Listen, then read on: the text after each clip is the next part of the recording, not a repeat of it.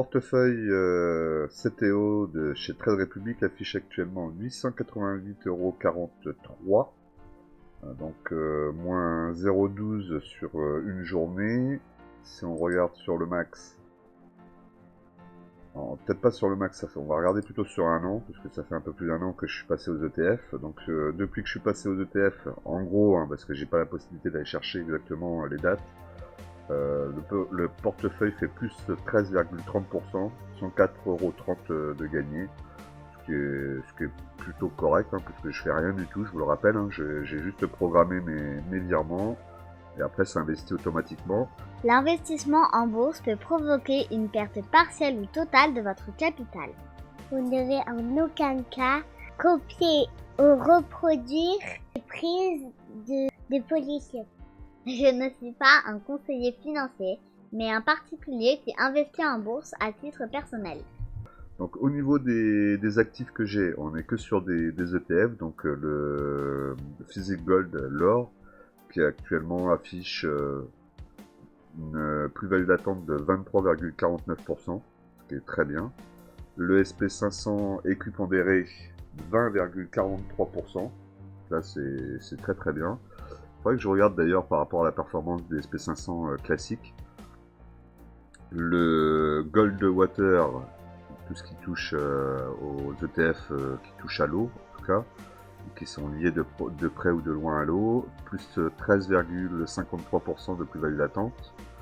Le Clean Energy, donc là, Clean Energy, vous savez que c'est celui dont je n'investis plus, je l'ai gardé en attendant d'être en plus-value pour le revendre. Évidemment, avec l'arrivée du nouveau président Donald Trump, qui est plutôt un climato-sceptique, qui ne croit absolument pas à la problématique des climats. Bon, forcément, ils ont perdu un peu de valeur.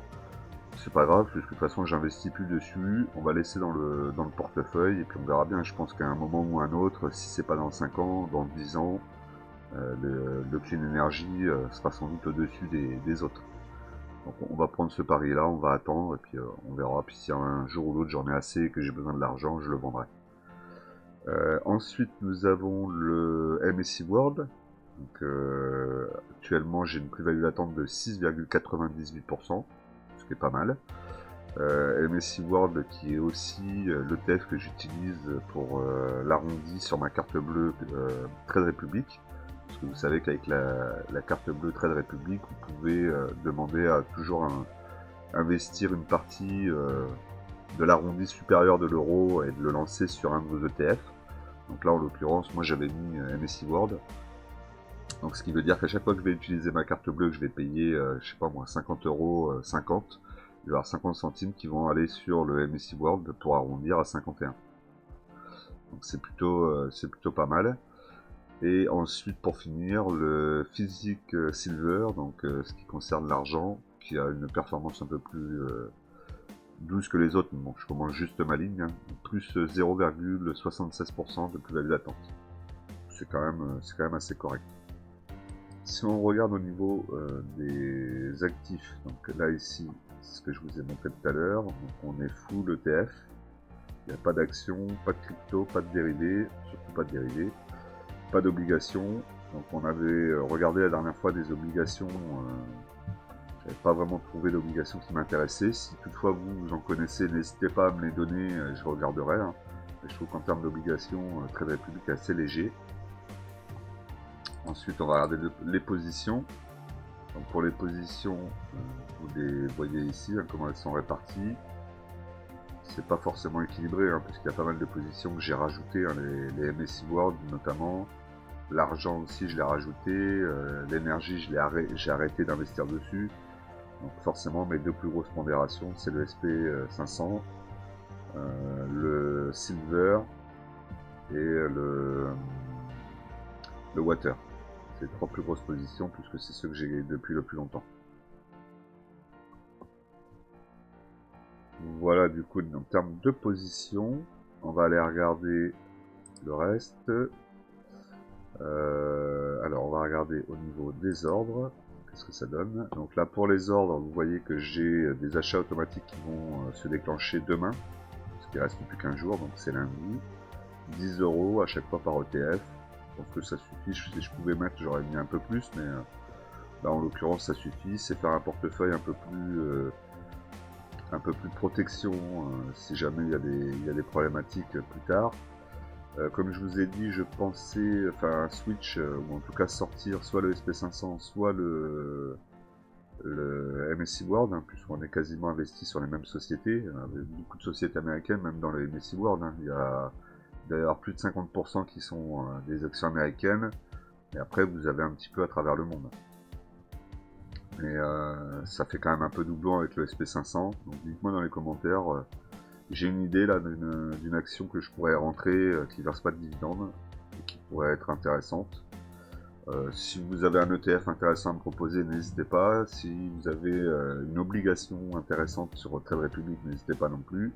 Surtout, j'insiste bien, donnez-moi des ETF ou actions ou obligations qui sont sur Trade Republic. Parce que je remarque que Trade Republic n'a pas forcément tout. À chaque fois que je cherche une action, un ETF ou une obligation, je ne le trouve pas. Alors, on va continuer les ordres. Le profil, donc au niveau du profil, vous voyez qu'actuellement j'ai 106,45 €. J'ai touché des intérêts, donc 2% d'intérêt, soit 0,22 centimes, ce qui n'est pas énorme. Hein. Bon, après, en même temps, je ne mets pas grand chose sur la plateforme non plus. Et là, ici, vous avez mes prélèvements automatiques qui vont investir automatiquement sur ce que j'ai programmé. Donc sur ça, rien de nouveau au niveau de Trade Republic. On continue son petit bonhomme de chemin. Pour le moment, ça se passe plutôt bien. On va regarder quand on regarde en achat. En achat depuis le début, donc 46,98 € si je devais vendre ma position actuellement sur le Physique Gold. 38,81 sur le SP500, 27,06 sur le Water, moins 21,50 sur le Clean Energy, le MSI World plus 3,70 € et sur le Physique Silver, donc l'argent, plus 0,38 centimes. Là, c'est pas énorme. Je préfère regarder en pourcentage. De toute façon, j'ai pas l'intention de les vendre tout de suite. On verra le jour venu. Quand je considérerai que les lignes sont assez grosses et que la renta est assez bonne, à ce moment-là, on sortira. Ce que je vous rappelle aussi, c'est que ce qui est intéressant sur un CPO, c'est aussi d'avoir des ETF, puisque sur les ETF, vous n'avez aucune fiscalité tant que je ne vends pas. C'est-à-dire que si je crée une ligne SP500 et que je mets de l'argent dessus, mettre de l'argent n'est pas imposable. Par contre, le jour où je vais retirer un peu de ma ligne SP500 pour pouvoir récupérer de la liquidité, à ce moment-là, je serai imposé. Donc l'ETF a quand même un avantage aussi dans les CTO, les comptes titres ordinaires. Voilà à peu près ce que je voulais vous dire. Donc pour moi, c'est terminé. On n'oublie pas qu'en investissement, les impatients payent pour les patients. N'hésitez pas à liker, à commenter, à partager, surtout à partager. Et je compte sur vous pour être présent pour le live du vendredi 22 novembre à 22 h. J'espère qu'il y aura un maximum de monde. On va rediscuter un petit peu de comment va s'orienter la chaîne et les différentes choses que je vais mettre en place pour l'année 2025. Allez, je vous dis à très vite.